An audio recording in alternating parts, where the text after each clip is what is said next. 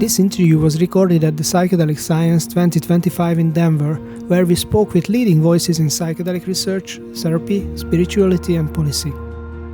A true pioneer in the field of psychedelic research, Bill Richards has been working with psychedelics since the 1960s.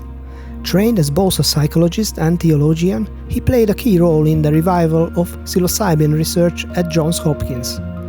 In this interview, we look back on the early days of psychedelic science, explore the healing power of mystical experience, and reflect on what it means to walk the paths of both science and spirit. So, Bill, you researched psychedelics since the early 1963. 1963, yeah. So you've been around for a while. You've seen the early research. You survived a dark period when psychedelic research was suppressed, and you played a crucial role in reviving studies. How do you see the arc of this field looking back now? Well, the psychedelics have been around, anthropologists tell us, for at least 9,000 years, okay? And they emerge in cultures and they get suppressed, and they emerge and they get suppressed. Very much like mushrooms, there they are, and they're gone, okay? And right now they're emerging in our Western culture. And my hope is that we are evolved enough, bright enough, articulate enough, patient enough, respectful of people who don't understand this enough, that we can meaningfully and safely integrate them into the culture. In medicine, in education, and in religion. And the very fact that this conference is occurring would have been unthinkable a few decades ago, you know? There was a time in 1977 when I was the last researcher in the United States. And there was me and 2 secretaries. And then it became 2 secretaries. And my son, who you will soon interview, I think, age 3, helped me empty out my office, and psychedelic research was over. How did you feel that time? Disappointed, sad, and yet we always told our research volunteers, trust, let go, and be open. And I tried to apply that and kind of be curious about whether it would come alive again in my lifetime. And then, of course, Rick Strassman did some work with DMT in the early 1990s, and around 1999, Roland Griffiths and I were able to start research here at Johns Hopkins University in Baltimore, where it's thriving now. It's gone from 3 of us to, I think there's 85 on the website right now. You know, just beyond what I would ever have imagined possible in my lifetime. But I know it has blossomed and then faded before, you know, so how can we really meaningfully integrate it into the culture is... So, Roland Griffiths is not with us anymore, and you worked closely with him. How do you see his legacy? Roland, let me go back to 1997 or so, where Bob Jesse from the Council on Spiritual Practices in San Francisco introduced Roland and me to one another, and he also had 3 yearly conferences to see how could we restart psychedelic research. And he invited participants to those conferences sort of like a fine chef getting just the right herbs in the broth. he had very prestigious people from Washington and scientists from different disciplines, and they all came together, and how can we get psychedelics going? And finally, Roland and I, consulting with others, wrote this study, essentially repeating the Walter Pahnke's Good Friday study in a more scientific framework. And we submitted it to the FDA, and it got approved. And then it was reviewed by 2 different institutional review boards at Hopkins, and they approved it. And then it went to the Hopkins Legal Committee, and they studied it and gave us approval. And all of a sudden, we had psilocybin in our pharmacy, legally. And I remember treating, as therapist, the first person. I can still see him lying on the couch in the midst of his psilocybin session. He was a religiously trained person from the UK, and tears rolling out of his eyes, just involved in this exquisitely beautiful experience. And I remember thinking, how could this ever have been considered illegal, or a threat to society, And since then, hundreds of people have been treated, processed in different research contexts at Hopkins and New York University and UCLA and on, and it's expanding internationally. And it's just wonderful to still be alive and see it happen. And my concern is that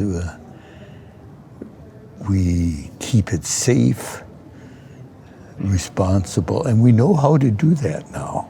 We know about the importance of supportive set and setting. You don't just throw the drug in your mouth and see what might happen.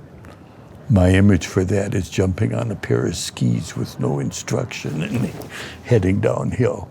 It's a rather stupid thing to do, But no, if you know what the risk factors are for you and you choose if you want to take them, and you prepare by knowing how to navigate in consciousness to some extent. If there's something frightening, you don't run away from it. If you do, you're going to have a panic reaction and get paranoid. Rather, you go towards it and you say, what are you doing in my mind? What are you made up of? What can I learn from you? And you go into the eyes of the monster, if you will, or whatever it is. And there's knowledge, and there's healing, and there's enlightenment. But you have to have that courage and that intention, and even the willingness to go through some suffering in your personal and spiritual development, But if you're prepared, it can be wonderful. Not without pain sometimes, but profoundly meaningful.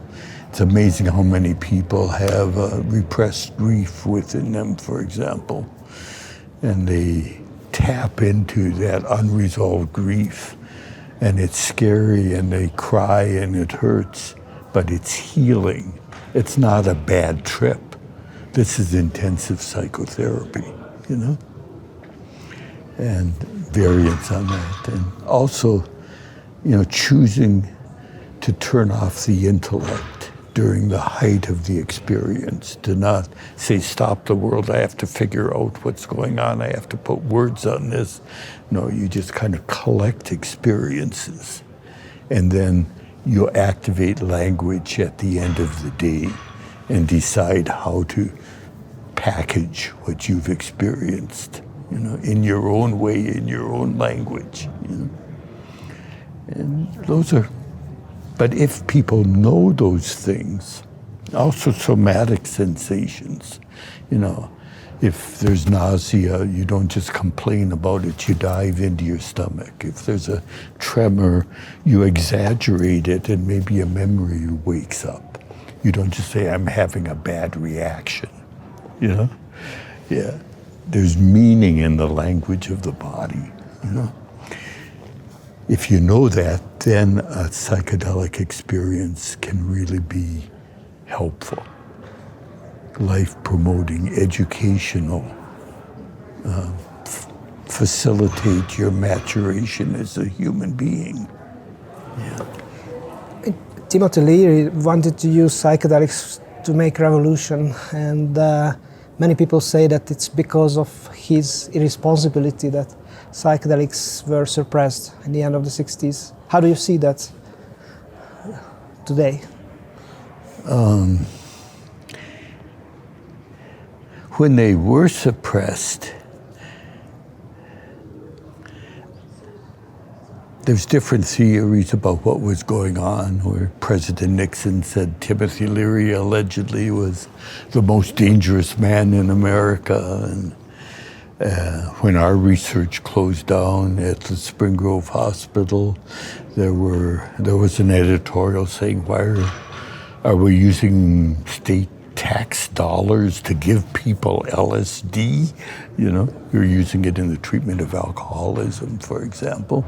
You know, people just didn't understand, and it was connected with the protest against the Vietnam War. You know, make love instead of war. It's not a bad idea, you know. You know, but somehow that was viewed as irresponsible. And there was a lot going on in that period of history. The women's movement, racial integration, a lot of cultural change. And I think LSD kind of became a symbol of all that change. And if we could just make LSD go away, we could go back to the good old days. And it didn't work, you know. And once again, here we are, exploring the potentials of human consciousness, discovering more fully who we are, what the human mind is capable of. In graduate school, one of my heroes, mentors, through his writings was Karl Jaspers. Jaspers, the German existentialist psychiatrist. And over in his far too many books, he says, man is more than he knows or ever can know about himself, that there is a mystery within us, a spiritual world, if you will, call it what you will. And those of us who forget that and think we're alone and isolated are often depressed and anxious, and we fall into addictions to try to cope with our pain. And the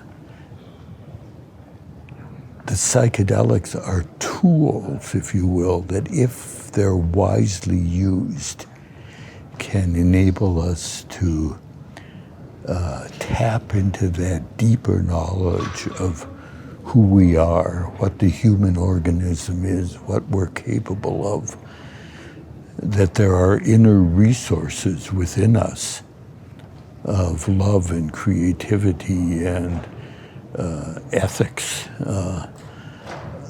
that have always been there, but we forget that they're there, you know?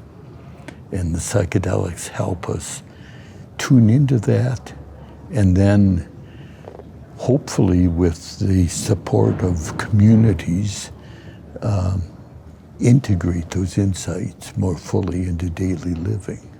That's one of the tasks that historically churches and synagogues and mosques and temples have helped with, you know? there are some companies recently who would like to separate the experience from the drug, and they try to create a psychedelic medicine without the psychedelic experience. How do you see that endeavor? I have nothing against it, but to me it's like, would you want to go through the art museum wearing a blindfold? You know, I like to see the art. And there are people who might not be inclined to do the psychological work of resolving their grief and their guilt and their prejudices and their estrangement from, and just take a pill and feel better. But,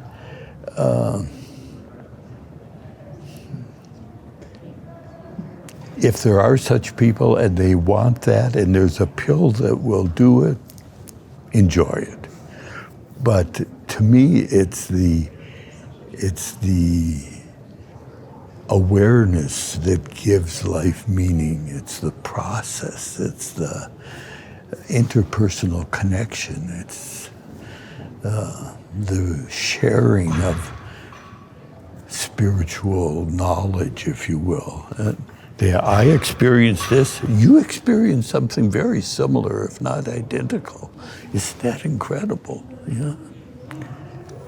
I mean, you are trained as a theologian and a clinical psychologist as well. That's right. So, and this field, the psychedelic field, is at the crossroads of spirituality and science. Have you been ever conflicted in your role as a scientist and as a spiritual seeker? I haven't, because I can speak both languages. Okay, some of my colleagues have been threatened. They're kind of people who are primarily psychopharmacologists without a religious life, for example, are kind of embarrassed by this religious stuff that keeps showing up. You know, like, can't we get rid of that? You know, well, no. If you don't like the word spiritual, call it awesome, or choose a word you're comfortable with. But there is a dimension of experience within our minds. And it's there for good agnostics and atheists, as well as true believers in whatever religious tradition, that simply happens, is discovered. It's discovered by people who aren't looking for it. You know, there it is. And it demands integration into daily life, however you choose to label it. You know, if you don't like the word God, call it ultimate reality, or biologists at Yale used to call it the purposive properties of protoplasm. You know, call it what you will. But there's something within the human mind that's supremely wise and beautiful and ultimately loving. And people are discovering it all over the place. Yeah. The writer Hunter S. Thompson, in his book, Fear and Loathing in Las Vegas, has a very cynical statement. He says that it was the fallacy of the acid culture that someone or some force is standing the light at the end of the tunnel while there is no one there. I suppose you don't agree with him in that. Well, we get hung up in language. There's a symbolic, archetypal, visionary dimension in transcendental states, where I am here looking at something there, beholding it, being scared by it, being inspired by it, talking to it, being blessed by it, entering into it, learning from it. There's a dialogue going on. So like, I'm going through the tunnel, approaching this figure. That's a form of experience that happens to many people. But there's also a state of mind where the opposites are both and connected. like Escher's Angels and Demons, if you know that wonderful painting. And it's hard to talk about. We call it mystical consciousness or the unitive consciousness. Scientific literature is kind of embarrassed by unitive, so they call it non-dual consciousness. But that's what they're talking about.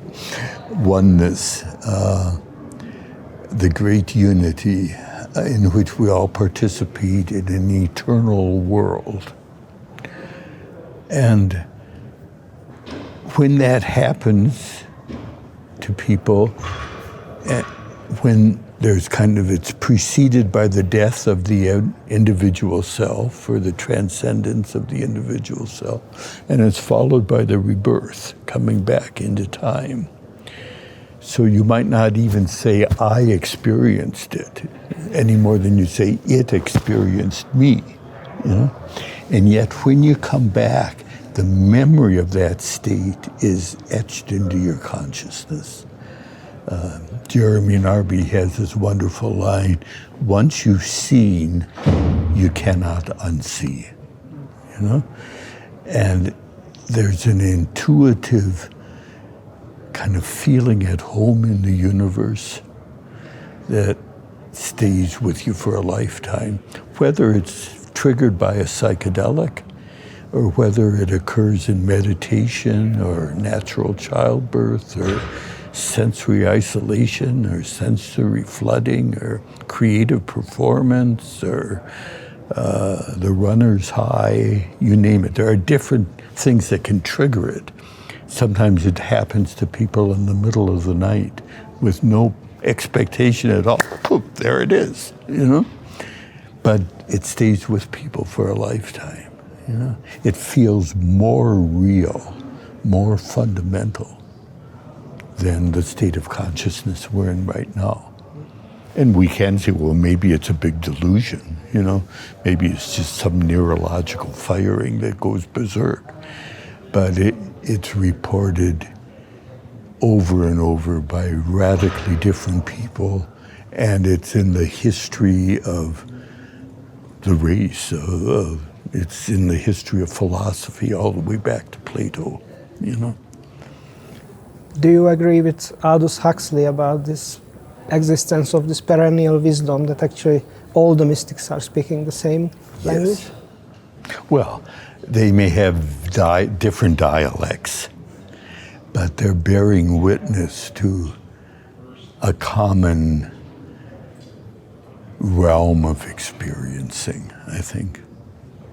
And if you gave them each a dozen psychedelic sessions in high dosage, probably there would be a lot of agreement about, on my second one I experienced what you experienced in your seventh one, The transcendental world within us is unspeakably vast, beautiful,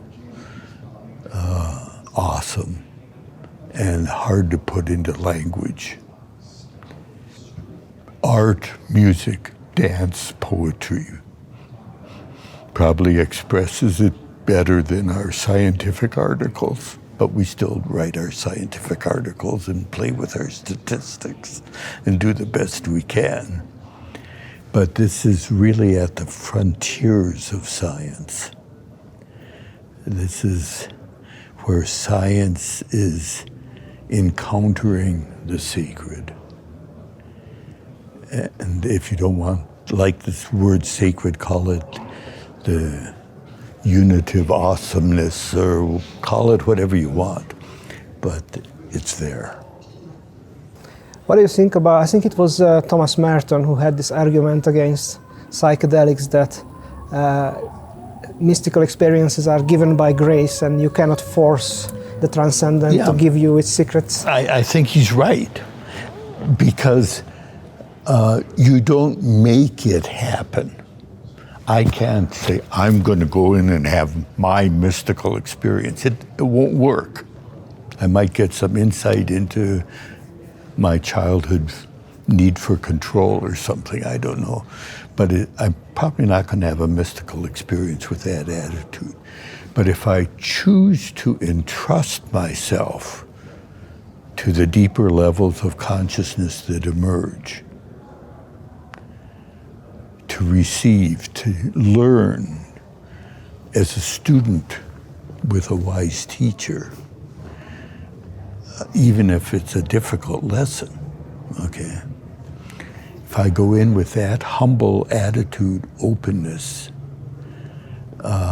then revelation happens, okay? And I may receive, witness a mystical experience, but I don't make it happen, sort of like the knight on the horse with the upraised sword. I'm going to go slay the dragon, It doesn't work that way. Don Quixote. Yeah, no. That's right. Yeah. You worked on the mystical experiences questionnaire, and it sounds a little bit for me like squaring the circle. So how can you really define or describe and measure something which is so ineffable? Well, you can't, but science does the best it can. We want to know, did a mystical experience happen or not? And if it did, in what complexity, in what degree of intensity, because that may correlate with different changes in attitudes and behavior. That's the research world, But there's something kind of ridiculous about it at the same time, what percentage of God did you experience? Come on, But we do the best we can with our ever-evolving psychological tests and instruments, and it helps us in a way that if you have the data which we do have, that demonstrates that those who have transcendental experiences, sense of unity, transcendence of time and space, intuitive knowledge, sacredness, deeply felt positive mood, claims of ineffability. If they say yes, yes, yes, yes, on a 0 to 5 scale, and they say 5, 5, 5, 5, 5 for all of those. So we say, yeah, that person had a mystical experience or was had by a mystical experience. It happened in his mind or her mind. And then we have other tests that say, well, that person's level of fear of death or depression has radically changed from before that experience to after that experience. Then we say, no, that this mystical experience isn't just something that feels good, but it's something that has therapeutic power. It can accelerate psychotherapy. It can facilitate healing.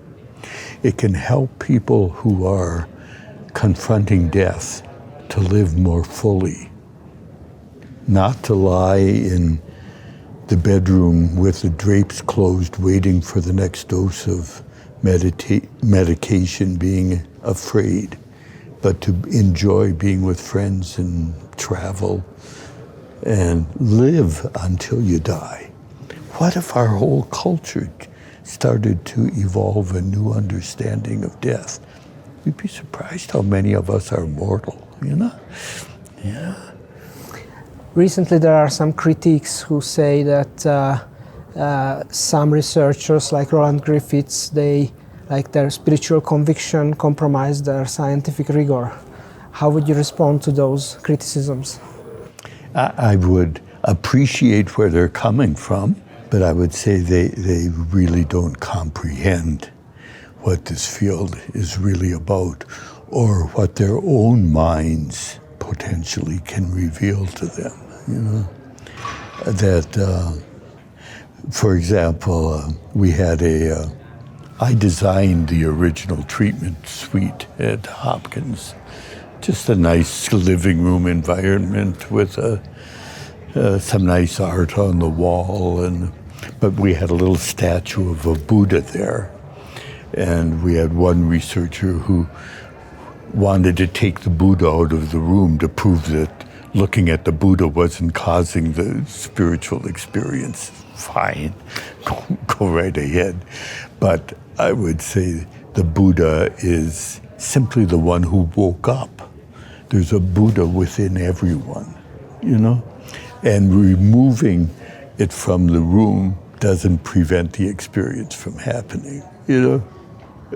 It's kind of silly, but we can do that if you want to, you know? The people who haven't experienced revelatory states of mind may want to hypothesize that it's caused by the suggestion in the environment and the expectations and so on. And I can honor that thought. But my experience with many, many people over time demonstrates that these profound experiences really do happen in not only good agnostics, but people who would rather not have religious experiences. It still happens to them, you know? And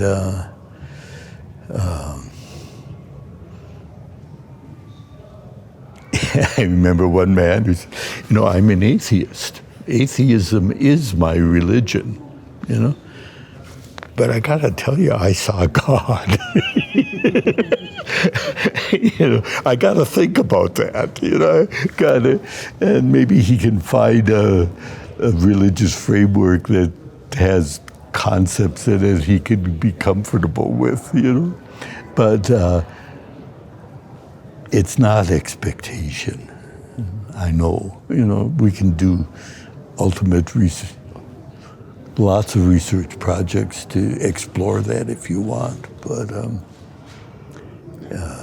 I've seen enough to be personally convinced it's real. Yeah. This year you feel a kind of disappointment after the FDA's decision to reject MDMA-assisted therapy, and even Rick Doblin was a bit less enthusiastic about the word peace. So, half white and half black. So what would you say to those people who feel disappointed? Yeah, I'm disappointed, but I think of the tango, you know, it's 2 steps forward and 1 step backwards, and 2 steps forward and 1 step backward. That's progress, you know? And I think those who made the decision were trying to think of a pure pharmacological reaction more than appreciating the importance of the interpersonal set and setting that is integral to the success of these medications, sacramentals is the word we like to use, tools in the spiritualist life. I can appreciate that expression of skepticism, and I would say, well, let's honor that and do some more research, you know? You may be surprised at what you discover. You know? Yeah. Some people say that we are a very advanced species, but emotionally we are still cavemen. Yes. Do you think psychedelics can help us to fill this gap?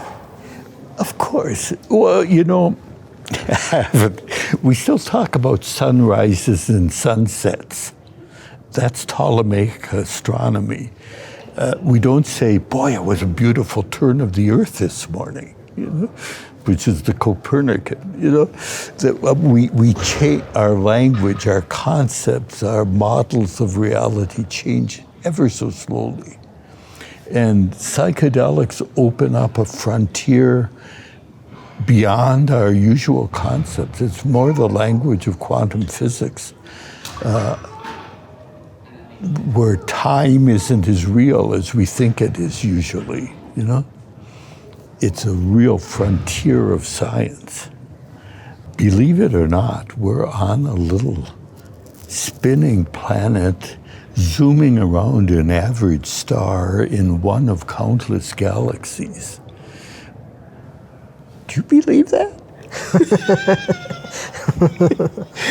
You know, there's so much room for awe and mystery, and that in the midst of all this that we don't begin to comprehend, I love Martin Heidegger, we discover ourselves here in the world for a brief period, 100 years at most, moving towards our deaths in connection with one another, and then it's over, you know? What's going on here, you know? What's the meaning of this? Why shelling? Why is there something and not nothing, you know? But we're having this precious human life. We discover ourselves in the world, in a particular body, in a particular period of history, with a particular agenda to contribute to the world, perhaps. Pretty awesome, you know? Yeah. But if you try to ignore all the mystery of life and just enjoy your steak and potatoes, you're missing something, I think. Beauty, love, creativity, it's within us. Yeah. Yeah, what gives you that level of hope? And I mean, what do you do in the end of a heavy day? How do you find or reconnect with your inner light? Do you have any personal practice to do that? Or methods? Oh, personally, yeah. I like to hike in the woods. I like to eat good food. I play classical piano and pipe organ sometimes. Music is a meditative discipline for me. My partner, Edna, is a very fine artist. She expresses abstract art. You find what works for you. Classic Buddhist practice I've done, you know, trying to sit in the lotus position and look at a blank wall for an hour. You know, I've done that, but it doesn't work especially well for me. But if someone else wants to do that, more power to you, you know? I'm a little more extroverted in my spiritual life, I guess. But there's many good ways.